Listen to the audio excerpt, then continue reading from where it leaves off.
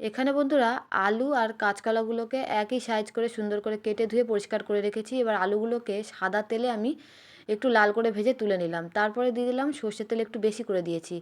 এরপরে এখানে গোটা জিরে, এলাচ, লবঙ্গ, দারচিনি আর একটা তেজপাতা দিয়ে যখন মিষ্টি গন্ধটা ছাড়বে এখানে আমি এক টুকরো আদা, দুটো কাঁচা লঙ্কা বাটা দিয়ে সুন্দর করে কষিয়ে নিলাম। তারপরে একটা টমেটো টুকরো করে রেখেছিলাম সেটা দিয়ে দিলাম। টমেটোটা মজে যাওয়ার জন্য নুন আর হলুদ দিয়ে দিলাম।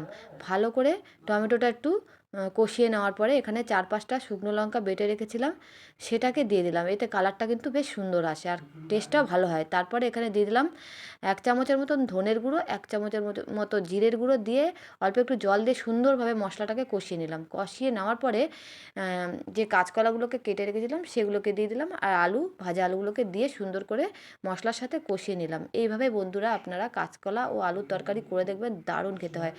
দিয়ে দিলাম পরিমাণ মতন জল যাতে আলু আর কাঁচকলাগুলোকে ভালো মতন সেদ্ধ হয়ে যায়।